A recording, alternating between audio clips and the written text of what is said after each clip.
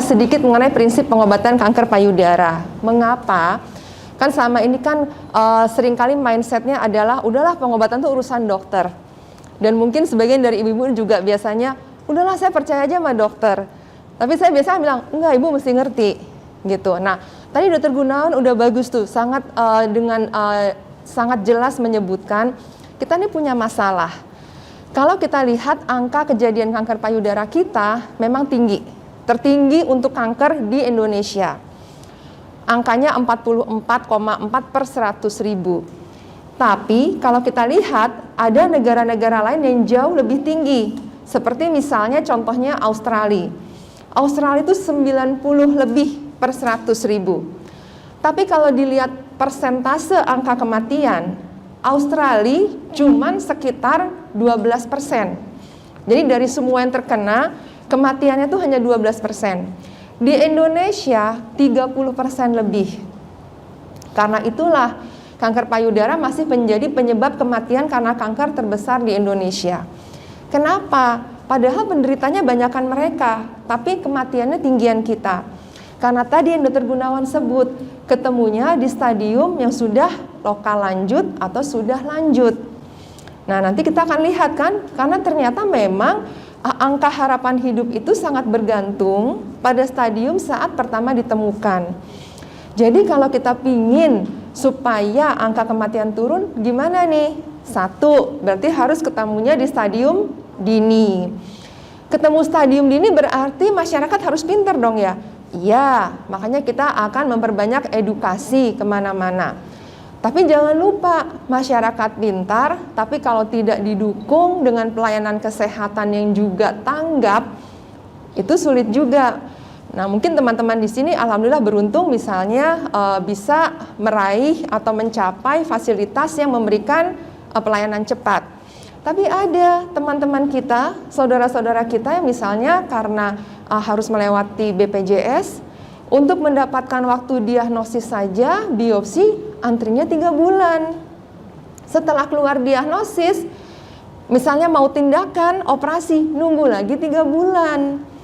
Jadi itu semua sebetulnya ikut memperburuk tadi tuh angka kematian di Indonesia.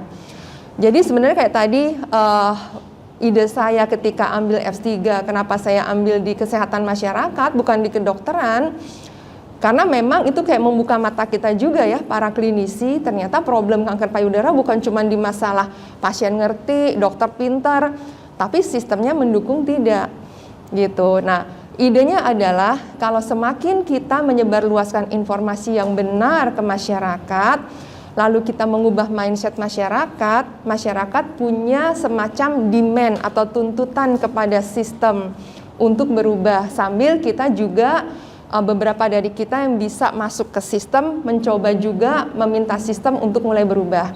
Ini pelan-pelan lagi kita coba sih. Alhamdulillah dengan jembatan Mamasip ini saya kemarin dapat kesempatan juga untuk masuk ke Kementerian Kesehatan. Kita cerita di lapangan tuh gini loh problemnya, dan ternyata beliau-beliau juga sebetulnya baru tahu dan lagi berproses, mudah-mudahan menuju ke perbaikan. Nah, ini yang akan kita bersama-sama, karena kayak tadi Dr. Gunawan bilang nggak bisa cuma satu pihak, semua harus kerjasama gitu ya. Nah, kita akan bicara mengenai prinsip pengobatan. Kenapa? Supaya teman-teman juga paham, sehingga mungkin biasanya ya kalau ada teman kita yang ada masalah di payudara, karena tahu kita penyintas, mereka bertanya. Nah, kita diharapkan bisa memberikan informasi yang benar, sehingga tidak membuat kebingungan lagi gitu.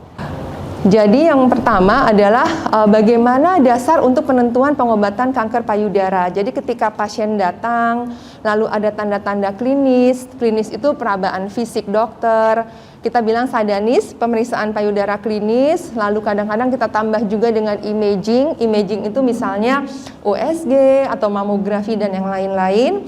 Kita curiga ini mengarah kepada kayaknya nih ke arah keganasan atau paling tidak meyakinkan, agak meragukan, maka kita akan melakukan biopsi. Nah, urusan biopsi aja kadang-kadang udah kalau di luar ya agak riweh, karena masih masyarakat berpendapat oh biopsi itu adalah operasi. Yang bukan salahnya masyarakat juga, karena kebanyakan pelayanan kesehatan kita masih melakukan operasi.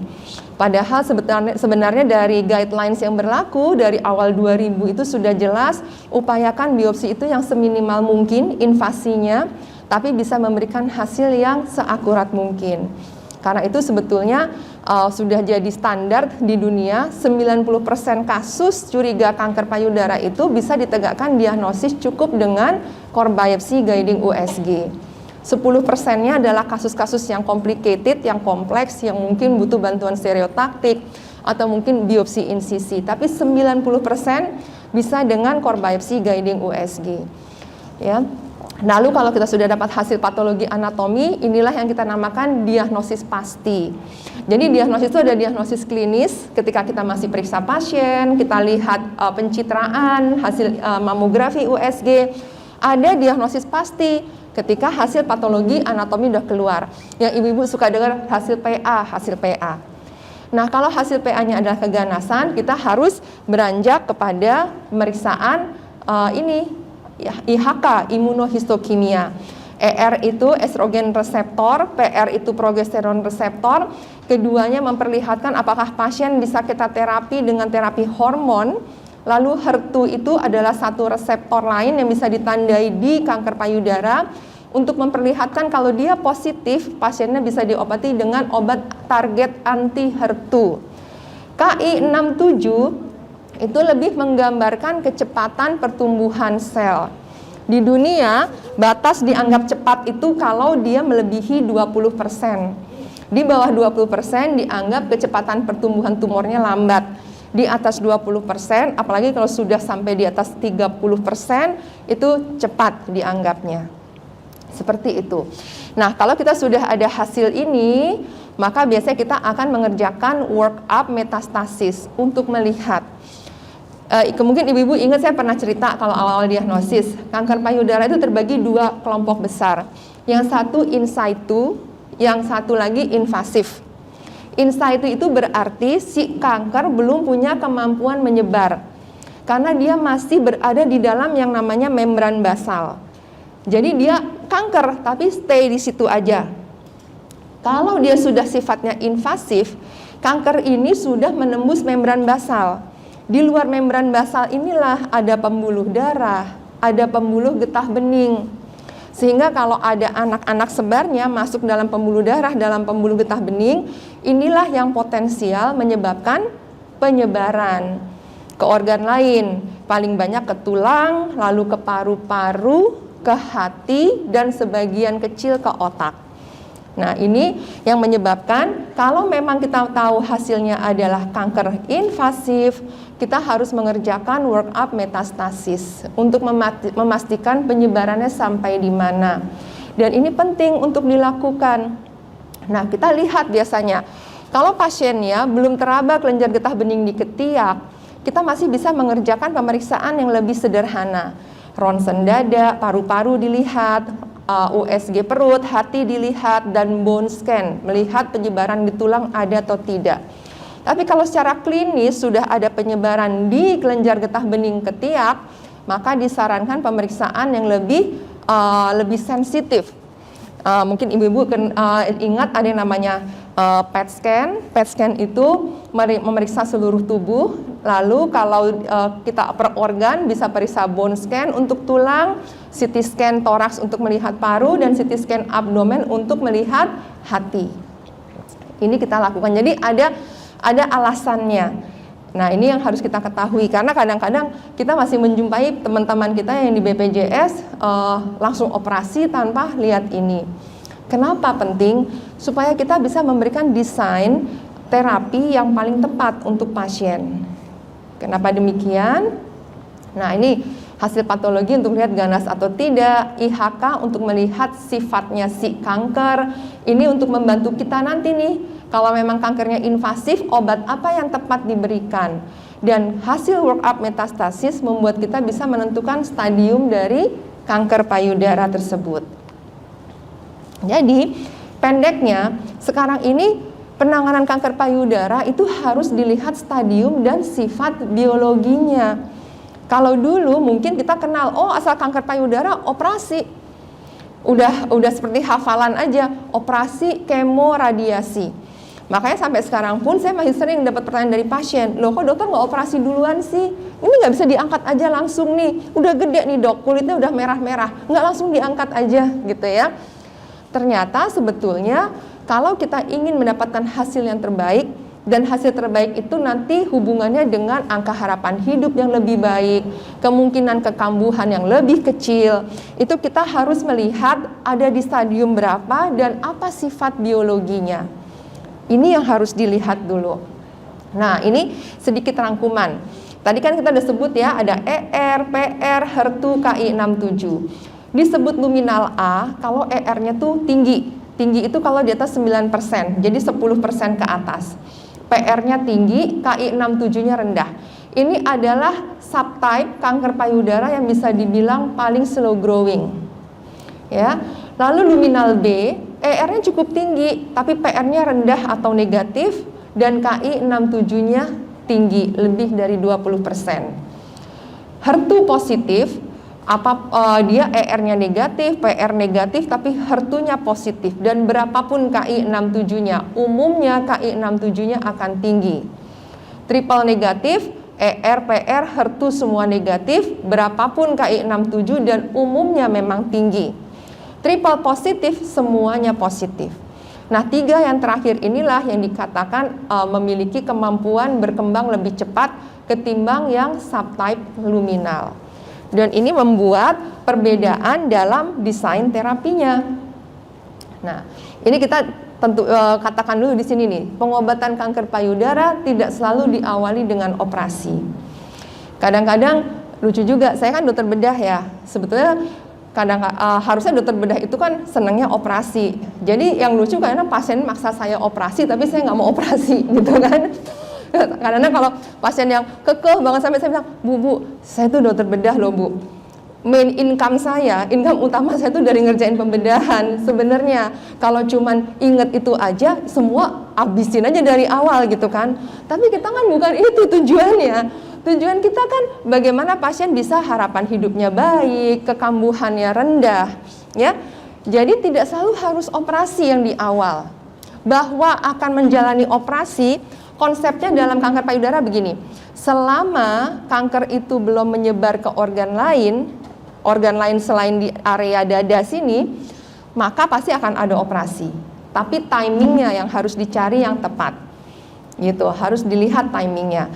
Karena ada juga pasien yang sangat takut dengan operasi, sampai bilang, dokter ngapain operasi, tetangga saya nggak operasi. Nah, kalau sudah dikatakan oleh dokter yang merawat ini tidak dioperasi ya, berarti sudah ada penyebaran jauh, stadium 4, sehingga operasi tidak akan memberikan manfaat untuk pasien. Jadi tidak perlu dioperasi. Artinya operasi pun tidak akan membawa perbaikan. Gitu.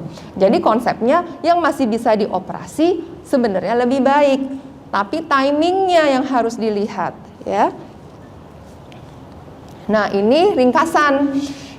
Kenapa kita berpayah-payah mencari stadium dulu, mencari dulu subtype? Kenapa sih nggak udah jelas ini kanker main operasi aja?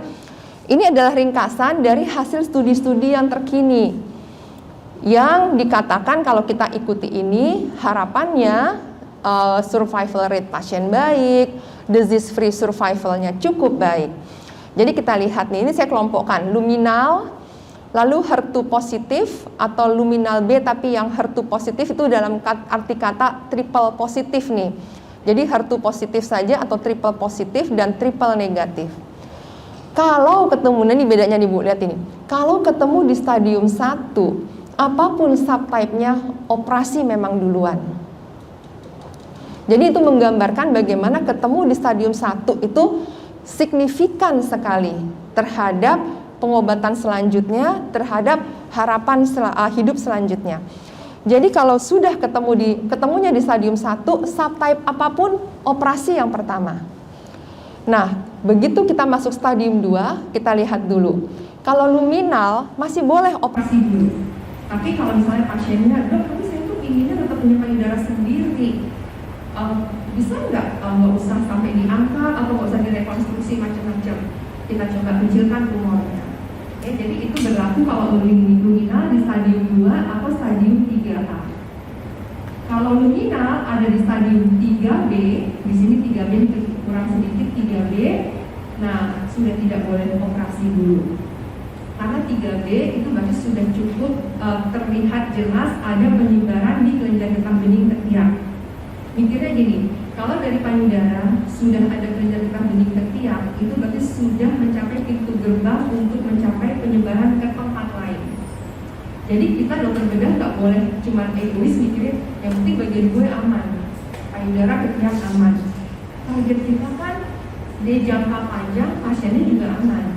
Jadi kita harus mulai mikir, oh ini berarti ada kemungkinan nih, walaupun sekarang diperiksa hati, paru, tulang aman, tapi sebetulnya sudah potensial ada.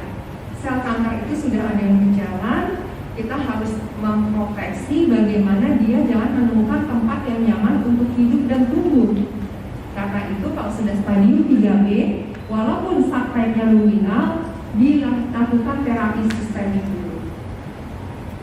Nah itu tidak berlaku untuk yang HER2 positif, triple positif, atau triple negatif, karena ini dianggap cukup agresif. Maka yang disarankan adalah kalaupun dia masih stadium 2 saja, sudah disarankan terapi sistemik dulu, baru operasi. Kenapa? Karena dengan sifat agresifnya ini, apa yang mungkin belum terjadi di sini, sudah bisa terjadi di sini. Itu yang membedakan. Dan ini adalah sebetulnya hasil penelitian banyak studi skala besar di dunia, cuma kita ringkas jadi simple seperti ini.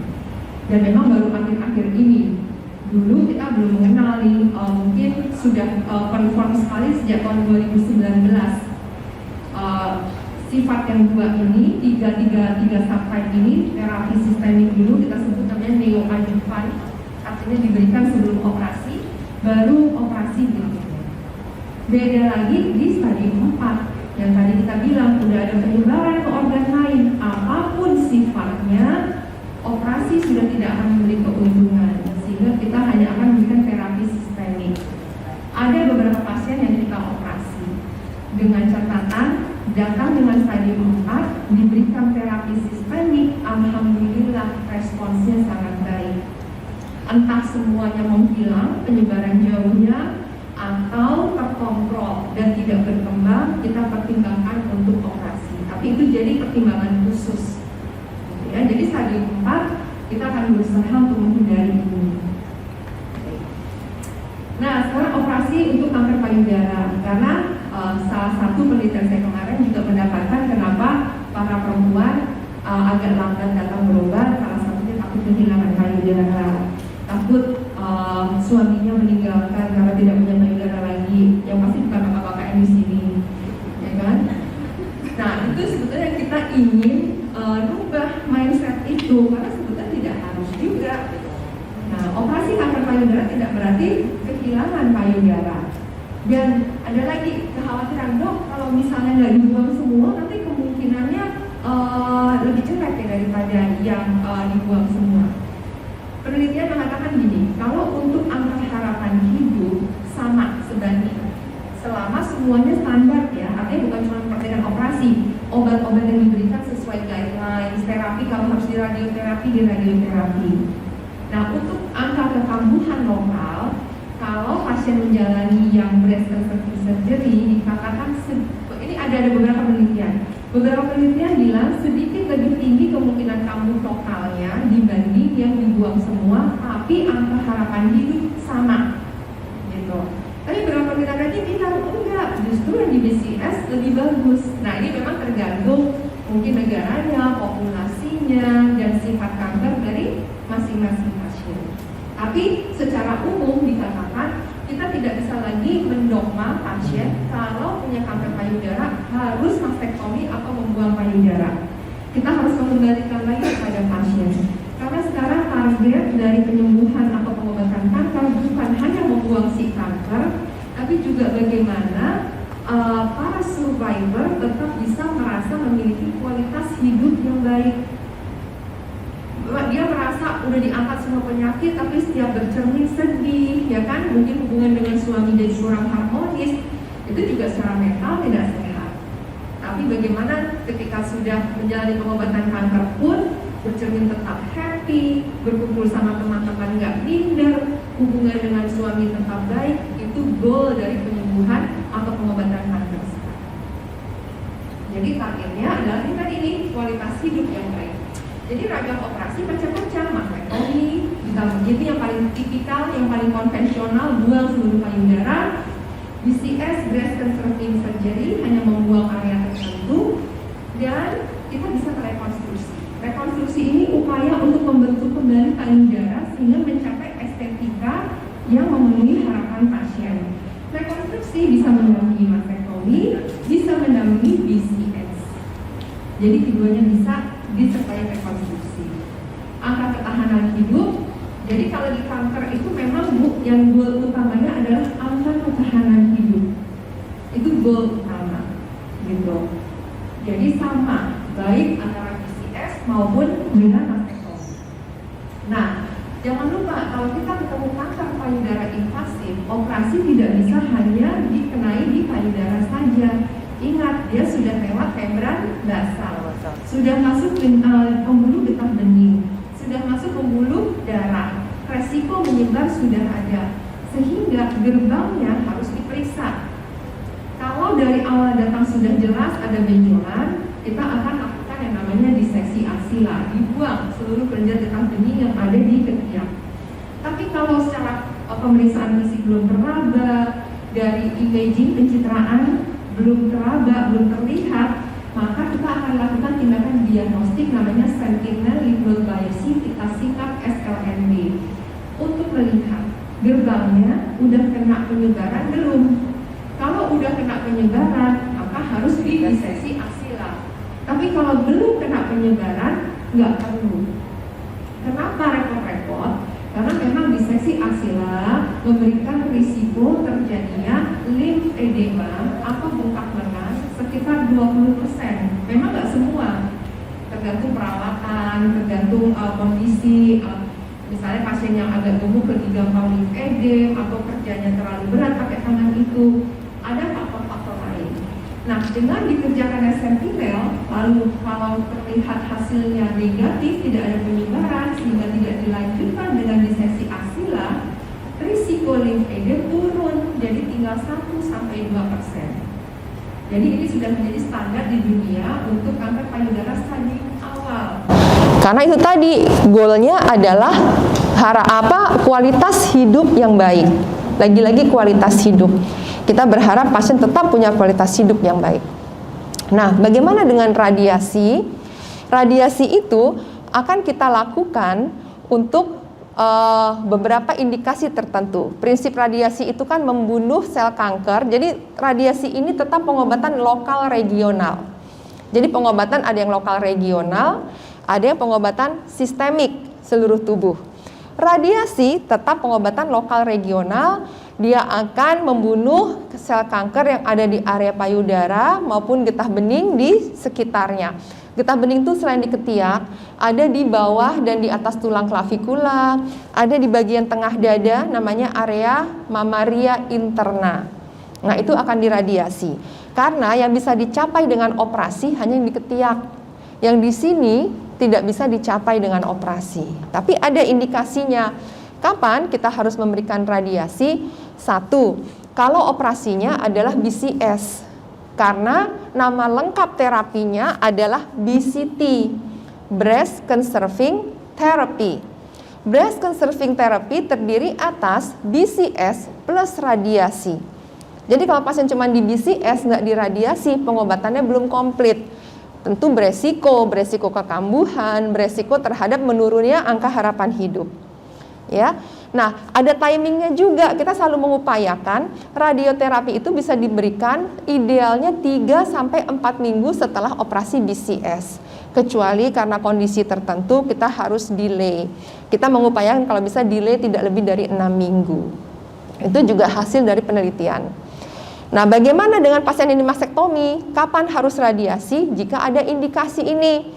Sejak awal ditemukan, tumornya berukuran besar, lebih dari 5 cm. Lalu ternyata setelah dioperasi, batas sayatannya tuh dikatakan masih dekat. Jadi kalau ibu baca hasil PA, nanti akan dilihat, akan terlihat, oh ya kankernya ini, batas sayatan A, B, C, D, E bebas tumor, atau tidak bebas tumor, atau dekat. Nah idealnya bebas tumor. Nah ini kadang-kadang juga kita lihat nih beberapa tempat pasien datang dari luar bawa hasil, kita cari-cari kok nggak ada ya batas sayatannya. Itu membuat kita ragu juga untuk ngobatin berikutnya. Jadi batas sayatan itu penting. Makanya tadi saya bilang, kenapa nggak yang pertama pengobatan operasi duluan? Karena emang operasi itu harus diperhitungkan seideal mungkin. Kita masuk ke kamar operasi bukan cuma sekedar, ya aku kan dokter bedah, udah operasi. Enggak, harus ada goalnya. Kita mau operasinya apa? Batas sayatannya kalau udah dioperasi bisa bebas semua enggak? Lalu pasiennya berharap apa? Gitu ya, ada pasien yang iya dong dok, saya harus tetap punya payudara dong. Ada yang enggak lah dok, udah ini nggak masalah, ambil aja. Kita harus dengar pasien. Dokter itu bukan dewa, gitu ya. Jadi dokter harus mau dengar pasien. Lalu kalau sejak awal sudah ada kelenjar getah bening yang mengandung penyebaran kanker, ini saat awal ditemukan ya. Kenapa saya bilang begini? Saya ada pasien. Beliau kita neoadjuvan kemoterapi di sini, tapi lalu memutuskan operasinya di MRCCC, lalu tapi datang lagi gitu ya, mengatakan begini dok, kata dokter di sana, ini hasil habis operasinya bagus, tumornya kecil banget, kelenjar getah beningnya udah nggak ada yang positif, jadi saya nggak usah radiasi. Nah ini konsep yang kurang benar, karena tidak ada yang namanya downstaging. Jadi sekali lagi, desain terapi itu sudah ditetapkan di awal. Perihal setelah dikasih neoadjuvan, responsnya bagus, itu memberikan kepada kita informasi, oh pasien ini insya Allah prognosisnya memang lebih baik ketimbang mereka yang diberikan neoadjuvan terapi, tapi responsnya kurang. Tapi tidak membuat kita jadi diskon terapi gitu loh. Tetap saya bilang, ibu itu datang ke kita T4BN2 wajib hukumnya saya bilang radiasi.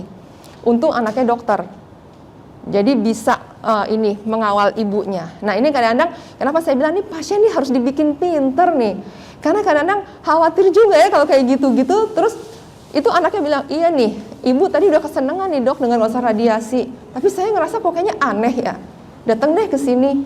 Iya saya bilang betul anaknya. Nggak ada downstaging, jangan keburu senang sekarang udah bagus terus kita mendiskon terapinya belakangan nyesel gitu ya. Hati-hati dengan itu. Jadi ini harus ngerti, ini teman-teman mungkin bisa membantu ya. Banyak di luar sana yang kadang-kadang kalau dengar cerita-cerita, aduh ini masih kurang nih. Makanya saya bilang, alhamdulillah kita ada BPJS, mau tidak mau kita harus akuilah itu meringankan. Tapi menggunakan BPJS harus cerdas. Ya kan, mana yang kita bisa dapat, mana yang kita bisa usahakan, karena ini badan kan badan kita sendiri gitu ya, kita yang punya kemampuan untuk menjaganya. Nah kadang-kadang untuk pasien yang stadium 4 kita juga bisa memberikan untuk terapi paliatif untuk menghentikan perdarahan misalnya, atau untuk kalau ada penyebaran di tulang, biasanya nyeri sekali penyebaran di tulang, itu kita bisa gunakan juga radiasi ya. Efek samping radioterapi itu umumnya tidak permanen, mulai dari gatal, kehitaman, kulit mengelupas, lecet, kulit kering, kemerahan, tapi umumnya bisa dikendalikan dengan obat-obat yang diberikan oleh dokter-dokter radioterapi. Terapi sistemik ada beberapa, ada kemoterapi, terapi hormonal, terapi target, imunoterapi. Terapi sistemik untuk stadium awal umumnya setelah tergantung tadi subtype-nya. Luminal biasanya diberikan setelah operasi. Kalau yang subtype triple positif, triple negatif, HER2 positif bisa diberikan kalau stadium 2, stadium 3 sebelum operasi. Tapi untuk stadium lanjut, stadium 4, terapi sistemik adalah terapi yang utama. Kemoterapi ini biasanya adalah terapi yang paling ditakuti orang-orang ya. Karena dok saya jangan kemoterapi, tetangga saya habis di kemo malah meninggal gitu kan ya. Itu sering banget, atau malah lemes gitu. Biasanya balikin lagi, bu ibu tadi ngantri di depan poli lama nggak bu? Lama. Ada nggak bu yang tampilannya udah loyo kayak udah mau gimana? Nggak ada kan bu, saya bilang cantik-cantik kan semuanya. Iya, itu banyak yang kemo loh bu, saya bilang. Jadi mindset itu harus dirubah. Karena nggak tahu ya, mungkin di masyarakat kita kebiasaan kalau yang jelek dibumingkan, kalau yang bagus ya alhamdulillah tapi diam aja gitu ya. Jadi itu akhirnya mindset orang bikinnya gitu. Jadi nggak selamanya, memang kita nggak bilang si kemoterapi tuh enak loh kayak minum obat batuk aja, enggak. Ada efek samping, tapi ada efek yang bisa ditolerir, ada yang tidak. Sejauh yang kita amati di kita ya 90% bisa melewati dengan baik. Jarang pasien kita berhenti di tengah jalan. Ya, jadi sebetulnya bisa, tapi kita harus kerjasama. Pasien harus cerita punya masalah apa. Jadi kita juga bisa kasih obat-obat untuk mengurangi semua yang dia alami itu. Jadi ini nih Bu, kalau ketemu temen yang takut, nggak benar. Kemoterapi itu asal benar indikasinya, lalu dikawal dengan obat-obatan untuk mengurangi efek samping, itu insya Allah bisa aman. Dan pasien kalau punya teman begini, minta dia untuk tanya ke dokternya apa obatnya. Karena sering kali kita dapat pasien udah dari luar, saya tanya apa Bu obatnya? Nggak tahu dok, gitu. Wah terus gimana kita mau nerusinnya gitu ya? Kita nggak tahu sama sekali apa yang dia dapat sebelumnya. Jadi bukan momok ya. Ini kata-katanya Bu, ini saya sering pakai nih. Ini kata-katanya Bu Arianti nih, ketua CISC. Dok saya selalu bilang dok, takut sama kanker, bukan sama kemonya. Dan bagus tuh Bu quote-nya Bu, saya bilang. Iya orang kok takut sama kemo ya, terus kankernya dia diemin di badan. Takutnya sama kankernya dong gitu ya. Kemonya bisa kita modifikasi kalau emang ngasih efek samping. Terapi hormonal. Prinsipnya terapi hormonal itu kalau kita punya kanker, ini sel normal payudara. Dia punya nih reseptor-reseptor. Nah kalau ada sel kanker, dia punya banyak reseptor. Intinya gini, kalau ini reseptor kena estrogen, jadi yang paling prognostik itu hormon estrogen. Karena obat yang kita punya juga obat anti estrogen. Progesteron itu belum ada obatnya, dia hanya accompanying, menemani informasi kira-kira ini level hormonalnya kuat atau tidak. Nah, ini kalau reseptor ini kena hormon estrogen, ini kayak jadi men-trigger supaya si inti sel kanker ini membelah. Jadi kalau kita punya pasien dengan ER positif, intinya adalah bagaimana sel kanker reseptornya itu tidak diduduki oleh hormon estrogen sehingga dia tidak terpicu untuk membelah, dan karena tidak terpicu lama-lama dia akan mati. Makanya kerjanya hormon terapi lebih lambat daripada kemo. Kalau kemo tuh kayak ngebom gitu loh, ya kan? Dan dia nggak peduli ini punya reseptor apa enggak. Ini pokoknya selnya membelahnya cepat nih, bom. Cepat nih, bom. Makanya efek sampingnya kadang-kadang juga kena rambut rontok, saluran cerna terpengaruh, karena itu kan sel-sel yang membelah cepat. Tapi bedanya sel sehat akan recovery lebih cepat, makanya kita pakai siklus 3 mingguan, 2 mingguan, itu sudah recover sel sehat. Tapi sel kanker tidak akan recover. Tapi jangan lupa, sisa sel kanker bisa berkembang biak kalau terapinya tidak tuntas. Itu bedanya. Nah, kalau terapi hormon, enggak. Kita ibarat, kalau saya gini, kita punya tamu, kita nggak suka, tapi nggak enak ngusir, gitu. Jadi udah aja, kita putus listriknya, kita nggak kasih air, gitu ya. Nggak dikasih makan, lama-lama pergi sendiri, gitu loh. Jadi kayak begitu Bu, ya janganlah ya sama tamu, nggak boleh sih, gitu. Itu ibaratnya kita nggak ngebunuh, tapi kita bikin nggak enak, sehingga tidak bisa hidup terus, gitu. Oke. Nah, bagaimana cara kerjanya? Bagaimana kita tahu yang tadi itu Bu, IHK-nya, ER/PR, dan itu akan efektif kalau ER-nya di atas 9%. Karena penelitian bilang ER di bawah 9%, cara dia merespon terapi hormon itu masih mirip kayak yang ER-nya negatif. Jadi kita masih mempertimbangkan kemoterapi kalau pasien ER-nya di bawah 9%. Nah, ini cara kerjanya tadi udah saya jelaskan. Lalu terapi target. Terapi target itu yang paling kita kenal terapi target anti HER2. Ya, terapi target anti. Sebetulnya ada lagi terapi target yang namanya CDK4/6 untuk pasien dengan ER positif. Tapi karena itu masih sesuatu yang baru, kita fokus di sini dulu. Mungkin nanti lain kali ya, kesempatan lain kali kita terangkan lagi yang itu. Nah, intinya adalah kalau ada sel kanker yang dia memiliki reseptor target anti HER2, bagaimana kita memblok supaya juga dia tidak terpicu untuk membelah. Makanya diciptakanlah obat ini nih, reseptor anti HER2. Termasuk yang membantu kita acara sekarang ya, mas-mas dari Soho nih ya. Nah ini yang punya obat terapi target anti HER2 nih. Termasuk yang membantu sebetulnya kita. Karena kalau ibu-ibu ingat terapi target anti HER2 cukup mahal. Sekarang alhamdulillah sudah sangat terjangkau ya. Sudah banyak mitunya, termasuk yang membantu kita sekarang nih untuk bisa bikin acara ini. Jadi intinya dia juga akan memilih-milih. Hanya sel yang punya reseptor inilah yang akan dikenai. Makanya efek sampingnya juga lebih minimal daripada efek samping kemoterapi. Sama kita lihat, nah cara baca IHK-nya, kalau HER2-nya positif 1 itu artinya negatif. Kita nggak bisa obatin dengan anti HER2. Kalau positif 2 itu meragukan. Kita akan lanjutkan dengan pemeriksaan ISH, bisa FISH, bisa CIS. Di Indonesia adanya CIS. Kalau HER2-nya udah bilang positif 3, itu positif. Jadi harus diobati. Nah, terapinya biasanya kalau stadium awal diberikan harus bersamaan dengan kemoterapi. Karena kalau target terapi saja tidak efektif, karena belum tentu semua sel kankernya punya reseptor HER2. Tapi kalau stadium akhir, stadium lanjut, kebanyakan hanya menggunakan terapi target anti HER2. Karena kita mempertimbangkan kondisi tubuh pasien, jangan sampai apa yang kita berikan justru memberikan efek samping yang lebih berat bagi pasien. Nah ini peserta baru nih dalam terapi kanker payudara, imunoterapi. Tujuannya adalah memanfaatkan sel imun dalam tubuh untuk melawan kanker. Tapi ada indikasinya, biasanya digunakan untuk kanker payudara triple negatif, stadium lanjut yang dengan kemoterapi standar sudah tidak memberikan respons. Beberapa penelitian akhir-akhir ini mulai mencoba memberikan imunoterapi plus kemoterapi untuk stadium awal triple negatif. Beberapa sudah mulai melaporkan bahwa hasilnya cukup baik, tapi memang belum masuk dalam guideline standar. Jadi memang kalau kanker payudara itu sebetulnya penelitiannya masif sekali. Makanya tadi dibilang Dr. Gunawan, pengobatannya maju. Jadi sekarang ini ada gap. Di negara maju, angka kematian kanker payudara makin kecil. Karena memang pengobatannya makin bagus. Jadi kita bisa menekan kematian. Tapi di negara berkembang justru makin tinggi.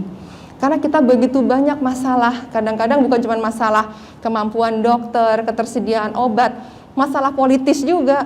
Gitu ya, bagaimana kita mau misalnya mengusulkan satu pemeriksaan yang simple tapi ternyata belum banyak yang mau menggunakan, itu kadang-kadang juga jadi kendala buat kita.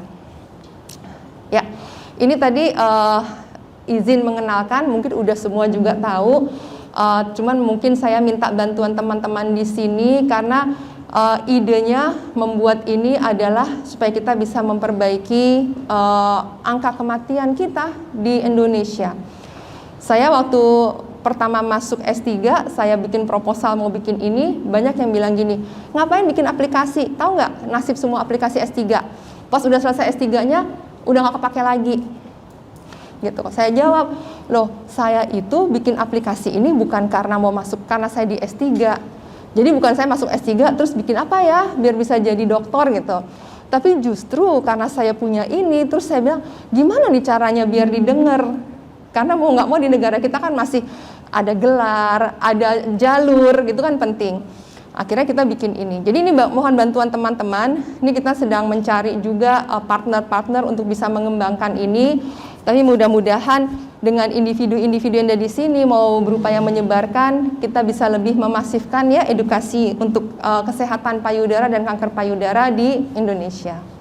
Terima kasih. Mohon maaf nih kalau ada salah-salah bicara. Saya kembali ke Ibu moderator yang cantik. Mungkin langsung, tadi tanya jawab terakhir aja Bu Revi ya? Iya. Baik. Ya, terima kasih. Assalamualaikum warahmatullahi wabarakatuh.